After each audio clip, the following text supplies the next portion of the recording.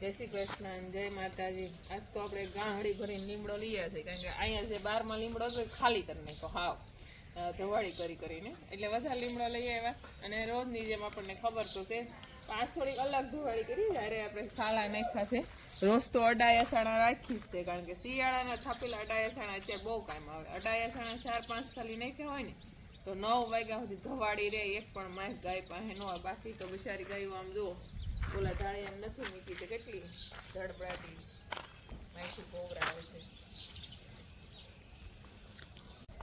આપણે તો લીમડો લેવાને અત્યારે ધવાડી કરવા માટે, તો એનો ઉપયોગ આપણે જેનીસા કરે છે ને એસવીએ કરે છે. એસવીએ તો દાંતણ કરી લીધું છે ને જેનીસા આપણે તો હજી લીમડાનું દાંતણ કરે છે. જેનીસાને લીમડાનું દાંતણ નથી પીયો, લીમડાનું દાંતણ મળતું હોય તો બીજે કે દાંતણનું કરું. હું આમ આપણે લવારી થઈ ને એની હેરું નવી તાજી ટીંગાતી હોય ને એ તમે જોવું, એ આપણે કાપીને ખાઈ તો શેર ગળી લાગે અને કડવી લાગે.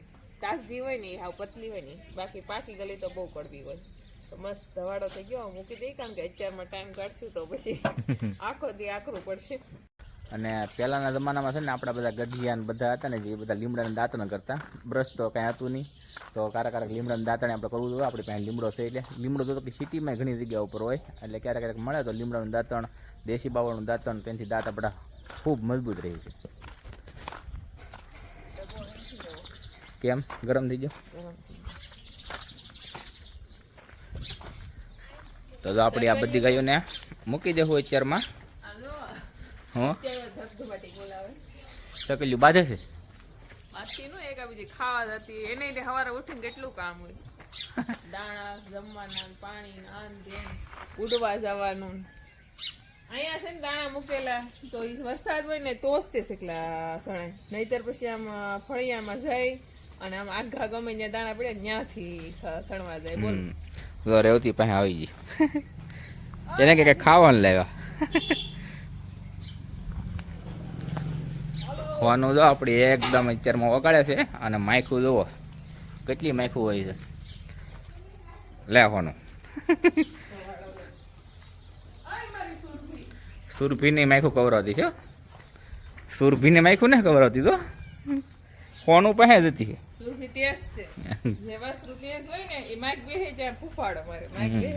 અને હોનું આપણી હાવ શાંત, એટલા માટે આપણે બોલે શાંત છે, તો એની પાસે માયખું છે. કેમ ભાઈ?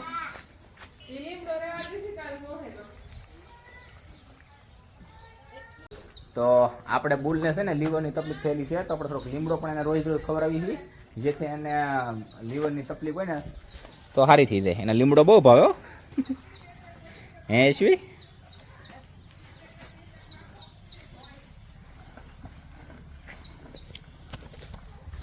એટલે એને દવા તો શરૂ છે, પણ તો તે દેશી આવું બધી વસ્તુ ખવડાવીને તો એનાથી એનું લીવર થોડુંક પાચન શક્તિ વધી જાય. એની પાચન શક્તિ હાવ ઘટી ગયેલી છે.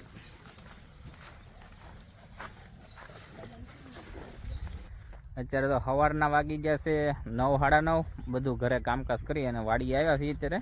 તો વાડીએ તો આપણે માંડવી કે કવડી થઈ ગઈ છે. આજે 1 મહિનો અને 15 દિવસની થઈ, એટલે 1.5 મહિનાની માંડવી થઈ ગઈ. હવે ફૂલે ઉઘડવા મળ્યા છે. આપણે આ વર્ષે આમ તો પહેલી વાર આપણે ગિરનાર માંડવી કરી છે. આપણે એક વાર ટ્રાય નથી મારી, આ પહેલું વર્ષ એવું. નકર આપણે GJ32 કરતા, જે બધા કડવી માંડવી કે એને, તો એ માંડવીમાં તો આપણે ઉતારો સારો આવતો હતો, પણ એ કડવી થતી થોડીક, તેલ કાઢવામાં ને એમાં સારી ન હોય માંડવી. પણ આ 4 નંબર માંડવી એમ કહે છે બધા કે ખૂબ સારી થઈ છે, એટલા માટે આપણે તો આ વર્ષે 4 નંબર માંડવી કરી છે. તો કેવી થાય બધા જણાવજો. અને જેણે આપણે ગિરનાર 4 નંબર માંડવી કરી હોય એ કમેન્ટ કરીને જણાવજો કે આ માંડવી ગિરનાર 4 નંબર માંડવી કેવી થઈ છે એમ. અને પાકા કેટલા દિવસે પાકે છે, કમ્પ્લીટ માહિતી આપજો. અને આની તેલની ટકાવારી કેવી હોય છે એ પણ જણાવજો. આપણને પાકી માહિતી તો નથી, પણ બધા એમ કહે છે કે ગિરનાર 4 નંબર માંડવી છે ને ખૂબ સારી થાય છે, એટલે આપણે વાવી છે આપણે ગિરનાર 4 નંબર માંડવી. અત્યારે તો ખૂબ સારી દેખાય છે માંડવી, એકદમ ફર્સ્ટ ક્લાસ. આમાં આપણે કોઈ જાતની દવા એ નાખી નથી, કોઈ જાતનું કંઈ કર્યું નથી, પણ આપણે એક ઓર્ગેનિક દેશી ખાતર લેવા છીએ, એ આપણે નાખશું આની અંદર. એનો છંટકાવ કરવાનો છે સ્પ્રેથી, જે પંપથી. તો એ કઈ રીતનું થાય છે આપણે એનો પણ અનુભવ કરીશું. જે શિંગડામાં બનાવેલું ખાતર હોય છે, આપણે જે પશુ હોય ને એના શિંગડા હોય એની અંદર ખાતર બનાવે એ ભાઈ એની પહેલાં આપણે મગાવ્યું છે. તો એ ખાતર આપણામાં ઉપયોગ કરીશું ને એનું કેવું રિઝલ્ટ મળે એ આપણે તમને બધાને જણાવશું. જો કે અત્યારે તો આપણે એ ઉપયોગ નથી કર્યો, હજી તો કોઈ જાતનું ખાતર નથી નાખ્યું, કોઈ જાતની દવા નથી નાખી. તો એ અત્યારે જો આપણે માંડવી આ રીતની છે હારી.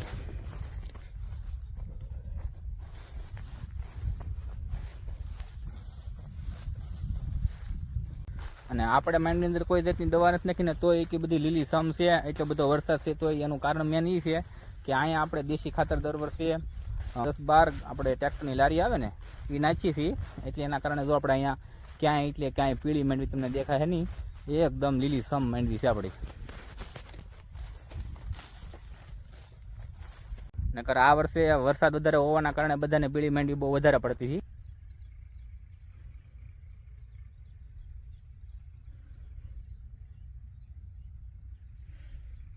વાડીએથી પછી ઘેરે જઈએ તો આપણે અહીંયા લીમડા છે ને લીમડા છે એટલે ગળો તો છે જ બરોબર. તો ગળો આપણે વાડી આવીને ઘેર ન લેતા એવું તો બને જ નહીં. તો આપણે ગળો લઈ લઈએ અત્યારે, કારણ કે ચોમાસાની સિઝનમાં ગળાનો ખૂબ ઉકાળો પીવાનો હોય છે, તો એ ખૂબ ઉપયોગી હોય છે.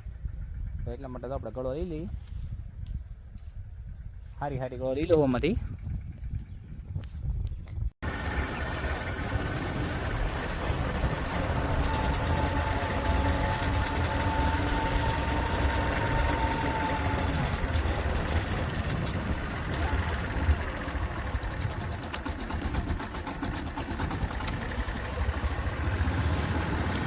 નદીઓ હોય એના પાણી પી લે.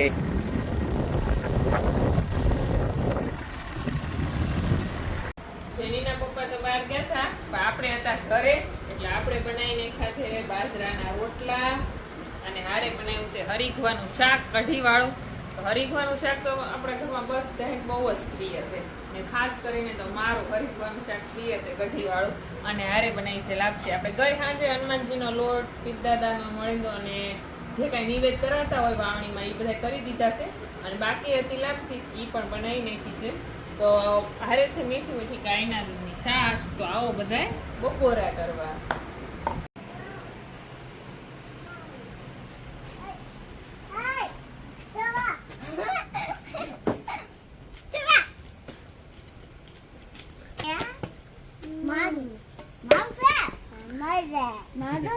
કોનું ફ્રોક પહેર્યું હે? યશવી કોનું ફ્રોક છે? એમ ના કરે. બતાય તો બતાય યશવીન બતાય. જો મેં તારું ફ્રોક મારું ફ્રોક પહેર્યું કે હા જો યશવી નું ફ્રોક પૂર્વાએ પહેર્યું છે. કેવું લાગે છે પૂર્વાને? જોવો ગલું શું કરે પૂર્વા? ગલું શું કરે બેટો? ગલો પૂર્વા બોલાવે. મોતી કેતો મોતી પાડવાનું નામ હે? તે શું પહેર્યું છે હે? 4 વાગી ગયા છે અને આપણી બધી ગાયો તો ઊભી થવા મળી છે. જેનું મિલ્કિંગ નથી કરવાનું એ પણ નહીં કરવાનું છે. એ પણ દાદાની બધા બેઠા છે. તો કંકુનું કરવાનું છે, ફોનનું લગભગ નથી કરતા. અને એને ઓલી પેલી ગાયનું કરવાનું છે. તો એ બધા ઊભા થઈ ગયા છે. અને શું કહો છો તમે? મને ઓઢામાં સાદી પડી આવી. ઓ મમ્મા હવે શું કરશું? કઈ ખવાતું નથી ને પીવાનું આવશે. તે સ્કૂલમાં થોડુંક પાણી પીતું રહેવાનું ઘડીએ ઘડીએ. તું ને હા હુકાઈ ગયેલી છે ખબર છે? બધી ગાયોનું મિલ્કિંગ તો થઈ ગયું છે. બાકીમાં છે તો આ નવી ગાય અને સુરભી. અને નવી ગાયનું આજ નામ પણ આપણે વિચારવાનું છે. હા આપણે નવી ગાયનું નામ પાડી દઈએ. હા તો નવી ગાય પછી નામ હા એવું નામ પડી જાય, કારણ કે હામટી ગાયોમાં ખબર ન રહી કઈ નામથી બોલાવી. હા નામ તો પાડવું પડે. હા અત્યારે તો એમ કહીએ કે બેનવાળી ગા છે પછી નવી ગા છે એવું નામ પાડી. પણ અત્યારે શરૂમાં નામ પડી દઈ ને તો ટેવ પડી જાય. કહેતા હોય કે ભાઈ તમારી ગૌશાળામાં બધી ગાયોના નામ હોય. નામ તો હોય જ ને, અમારું ફેમિલી છે. હા અને પછી આપણે બોલાવા હે ને કેવી રીતના બોલાવી? ભે હોય તો આપણે કહી દઈએ કે નાગર, ટોપર, ખાંડી. કા એમાં તો નામ અઘરા ભેહું ના હોય. હા ગાયોના નામ તો છે ને એકદમ મસ્ત હોય. ગાયોના તો જેમ આપણા નામ હોય ને એમ જ એના નામ હોય. આપણી વંશાવેલી હોય ને એમ જ ગાયોની પણ વંશાવેલી હોય.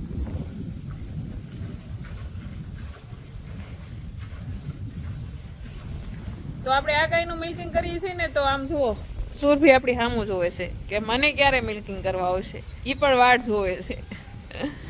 ક્યારે જવાનું છે સુરભીનું મિલ્કિંગ કરવા? હા હજી ઢેલ બાકી છે કા?